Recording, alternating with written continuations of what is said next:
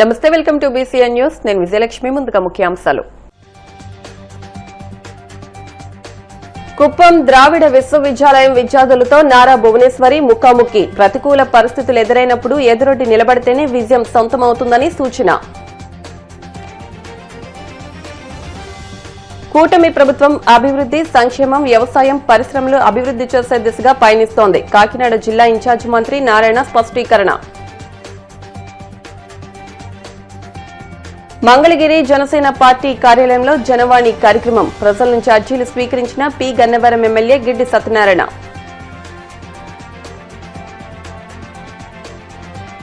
కులాన్ని అడ్డుపెట్టుకుని మంత్రి వాసంశెట్టి సుభాష్ వ్యక్తిగత దూషణలు చేయడం సిగ్గుచేటు. మాజీ మంత్రి చెల్లుబోయిన వేణుగోపాలకృష్ణ ఆగ్రహం. ప్రతికూల పరిస్థితులు ఎదురైనప్పుడు ఎదురొడ్డి నిలబడితేనే విజయం సొంతమవుతుందని ముఖ్యమంత్రి చంద్రబాబు సతీమణి NTR trust managing director Nara Bhuvaneswari విద్యార్థులకు సూచించారు. కుప్పం నియోజకవర్గ పర్యటనలో భాగంగా ఆమె ద్రావిడ విశ్వవిద్యాలయం ఆడిటోరియంలో విద్యార్థులతో ముఖాముఖిలో పాల్గొన్నారు. కొద్దిసేపు విద్యార్థులకు దిశానిర్దేశం చేసిన అనంతరం వారి నుంచి ప్రశ్నలను ఆహ్వానించారు. పలువురు విద్యార్థులు దీనిపై ఉత్సాహంగా స్పందించి ఆమెపై ప్రశ్నలు సంధించారు. ప్రశ్నలన్నిటికీ భువనేశ్వరి ఓపికగా ధీటుగా సమాధానమిచ్చారు.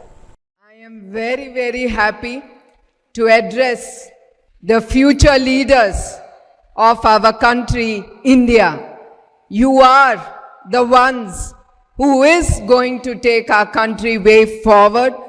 Whatever party, caste, color, creed we may be, you are the ones who's going to protect our country and make it proud by protecting it and taking way forward. And together, we all have to stand up and protect our country because we are seeing what's going around. We should not feel this is not our job. Our job as citizens of India, we have to protect it. And once again, I'm requesting you, join hands together and protect your country, India.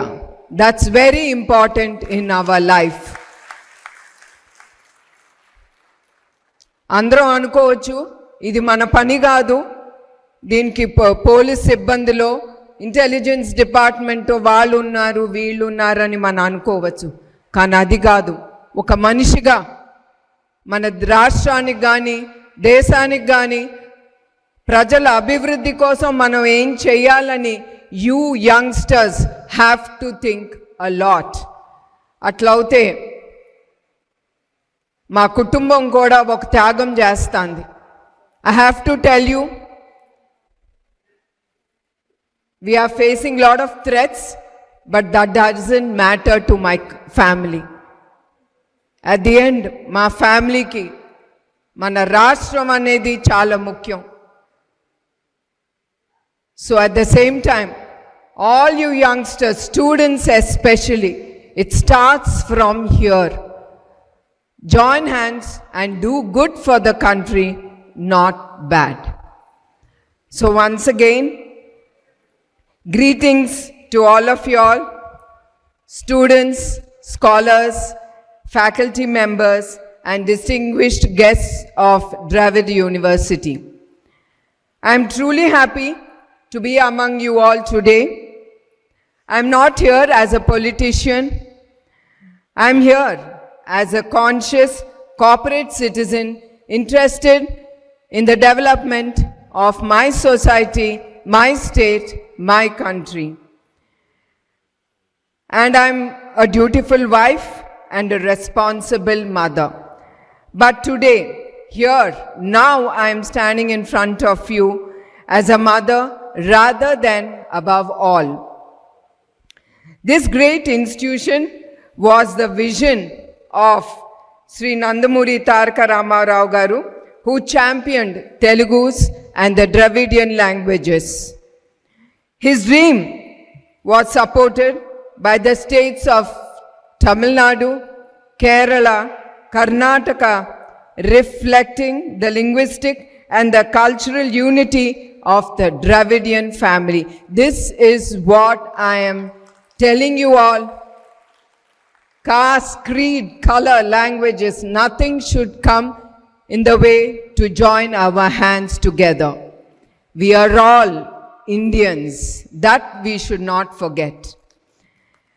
We all know Sri Nandamuri Taraka Ramao Garu deep passion for Telugu language, Telugu culture and every Dravidian culture.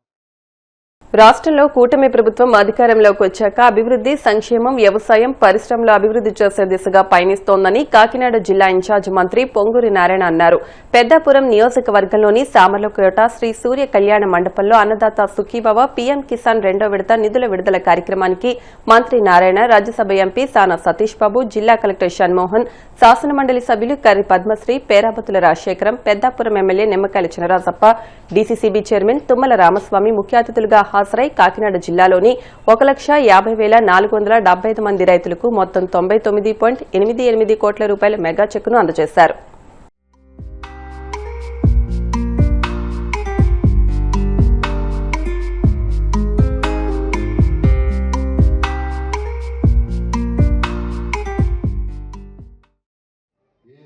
రైతు సోదరులకు 20,000 ఇస్తామని మాట ఇచ్చిందో అటు కేంద్ర ప్రభుత్వం యొక్క సహాయంతో 6,000, రాష్ట్ర ప్రభుత్వం యొక్క షేర్ కింద 14,000 కలిపి 20,000 ఇస్తామని చెప్పిందో మాట తప్పకుండా ఇచ్చే కార్యక్రమంలో ఇది 2వ విడత. అంటే కేంద్ర ప్రభుత్వం 3 విడతలలో వాళ్ళు ఇస్తానన్న 6,000ని 2,000, 2,000, 2,000 3 విడతలుగా ఇస్తామనంటే మన ప్రభుత్వం కూడా 3 సార్లు మొదటి విడత 5,000, 2వ విడత 5,000, 3వ విడత 4,000 ఇచ్చేందుగా నిర్ణయించి అటు కేంద్రము రాష్ట్రం ఒకే రోజు చేసే విధంగా చేస్తూ ఈరోజు ఈ 2వ విడత 7,000 రిలీజ్ చేస్తున్నారు. మన ఆగస్టు 2వ తేదీ కేంద్ర ప్రభుత్వం 2,000 రిలీజ్ చేస్తే ఆ రోజే ఈ రాష్ట్ర ప్రభుత్వం 5,000 రిలీజ్ చేస్తుంది, మొత్తం 7,000. ఈ రోజు కూడా కేంద్ర ప్రభుత్వం మరొక 2,000 రిలీజ్ చేస్తుంది. ఈరోజు రాష్ట్ర ప్రభుత్వం కూడా ముఖ్యమంత్రి గారు కడపలోని కమలాపురం దగ్గర అక్కడ నుంచి ఈ 5,000 రిలీజ్ చేయడం జరుగుతుంది. ఇది 2వ ఇన్స్టాల్మెంట్. ఫస్ట్ ఇన్స్టాల్మెంట్ ఇచ్చి 3 నెలలు అయింది. మళ్ళీ తర్వాత కూడా 3rd ఇన్స్టాల్మెంట్ కూడా వీళ్ళు తొందరలో అటు రాష్ట్ర ప్రభుత్వం 4,000 ఇస్తుంది, కేంద్ర ప్రభుత్వం 2,000 ఇస్తుంది, మొత్తం 6,000. మొత్తం అంతా కలిస్తే 20,000 రూపాయలు. అందులో 6,000 కేంద్ర ప్రభుత్వం, 14,000 రాష్ట్ర ప్రభుత్వం. ఇది ఎలక్షన్స్ ముందు ఇచ్చిన వాగ్దానం. అయితే మీకు అందరూ తెలుసు, గత ప్రభుత్వం ఈ రాష్ట్రాన్ని పూర్తిగా అతలాకుతలం చేసింది, ఆర్థిక వ్యవస్థను పూర్తిగా నిర్మాణం చేసింది. ఒక ఇంట్లో ఒక 10,000 జీతం వస్తుందంటే వైఫ్ అండ్ హస్బెండ్ ప్లాన్ చేసుకుంటారు. ఆ వచ్చిన డబ్బులు ఇంటి వాడికి ఎంత కట్టాలా, పాలవాడికి ఎంత, ఇంట్లో ప్రొవిజన్స్కి ఎంత, పిల్లల చదువుకి ఎంత, ఒక ప్లాన్ ఉంటుంది. ఇచ్చిన 10,000 ఇచ్చినా, 20,000 ఇచ్చినా, 50,000 ఇచ్చినా ఒక చక్కటి ప్లాన్ చేసుకుంటారు. అది ఆ ఇంటికి చేసుకునే బడ్జెట్. అదేవిధంగా ఒక రాష్ట్రమైనా ఒక దేశమైనా వాళ్ళకి వచ్చే ఆదాయాన్ని ఒక చక్కటి ప్లాన్. జనసేన పార్టీ ఎమ్మెల్యేలు జనవాణి కార్యక్రమంలో పాల్గొని రాష్ట్రంలోని పలు ప్రాంతాల నుండి వచ్చిన ప్రజల సమస్యలకు సంబంధించి అర్జీలు స్వీకరిస్తున్నారు. అనంతరం వాటిని అధినేత దృష్టికి తీసుకెళ్లి పరిష్కరిస్తామని హామీ ఇస్తున్నారు. ఈ నేపథ్యంలో మంగళగిరి జనసేన పార్టీ కేంద్ర కార్యాలయంలో నిర్వహించిన జనవాణి కార్యక్రమంలో పలు ప్రాంతాల నుంచి వచ్చిన ప్రజల నుంచి పి గన్నవరం ఎమ్మెల్యే గిడ్డి సత్యనారాయణ అర్జీలు స్వీకరించారు. పలు సమస్యలపై తక్షణం సంబంధిత అధికారులతో మాట్లాడి పరిష్కార మార్గాలు చూపారు.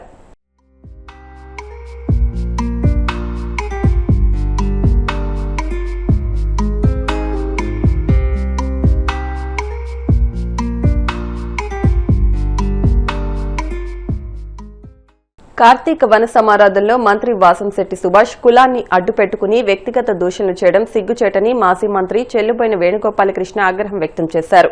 తాడేపల్లి వైసీపీ కేంద్ర కార్యాలయంలో ఆయన మీడియాతో మాట్లాడుతూ శెట్టి బలిజ, గౌడ ఉపకులాలను ఒకే గొడుగు కిందకు చేరుస్తూ 1997లో చంద్రబాబు హయాంలోనే జీవో నెంబర్ 16 విడుదల కాగా దానిపై అభ్యంతరాలు వ్యక్తం కావడంతో గతంలో ఏ ప్రభుత్వాలు దాన్ని అమలు చేయలేదని తెలిపారు.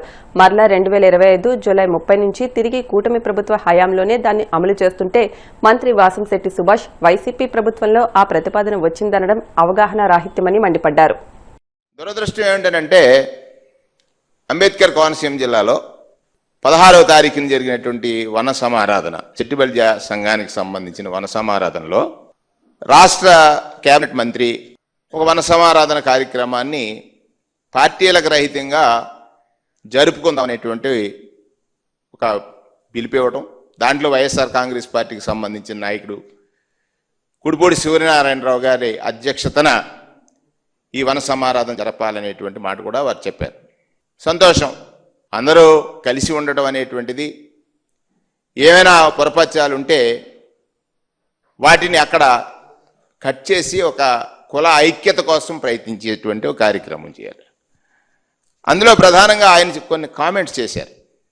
ఆ కామెంటు నిజాలు కావు, సత్యదూరమైనటువంటి కామెంట్స్. వాసంశెట్టి సుభాష్ మాట్లాడినటువంటి మాటల్లో సెట్టిబల్జీ కులానికి సంబంధించి తనను తాను ఒక నాయకుడిగా ప్రొజెక్ట్ చేసుకున్నాడు. నో డౌట్, బాధ లేదు. కానీ దానిలో నా పైన విమర్శ చేశాడు, వైఎస్ఆర్ కాంగ్రెస్ పార్టీ పైన విమర్శ చేశాడు. మా నాయకుడు జగన్మోహన్ రెడ్డి గారు చేసిన మేలు వల్ల లబ్ధి పొందిన వ్యక్తి మా ప్రభుత్వం పైన విమర్శ చేశాడు.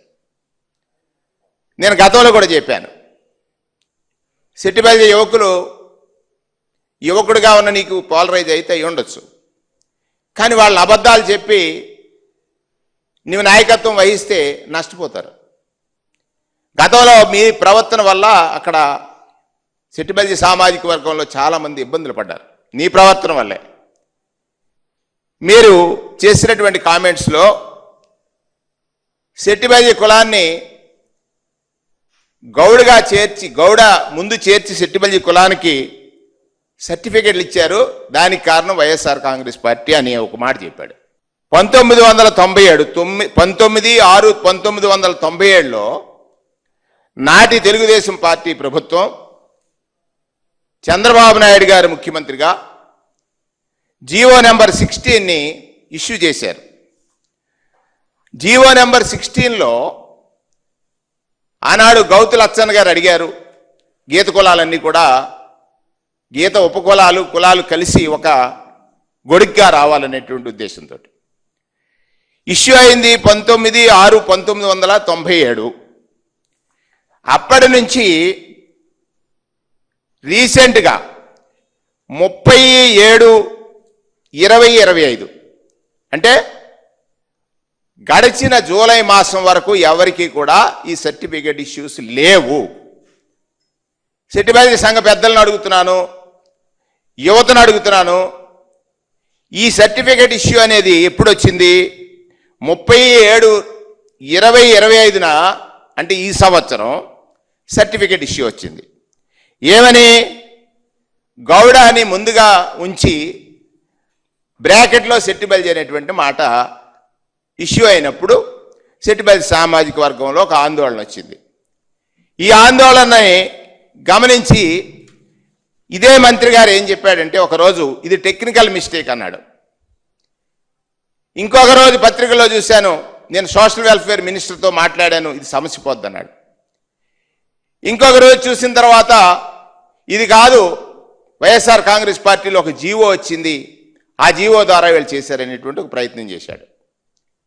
ఇవన్నీ కూడా నిజాలు కాదని స్పష్టంగా సెట్టిబల్జీ సంఘ పెద్దలను అడుగుతున్నాను. ఇలా అవగాహన లేని, లేకపోతే రాజకీయ లబ్ధి కోసం ఈ కులాన్ని వాడుకోవాలని ఆయన అంటూ ఉంటాడు, చెట్టు పేరు చెప్పి కాయలు అమ్ముకునేవాడిని కాదని. ఇప్పుడు చేస్తున్నది ఏమిటి? నేను అడుగుతున్నాను, మీరు చేస్తున్నది ఏమిటి? మీరు చెట్టు పేరు చెప్పి కాయలు అమ్ముతున్నారా, లేకపోతే ఈ కులాన్ని ఏం చేయాలనుకుంటున్నారు? ఇప్పుడు కాసేపు ప్రకటనలు.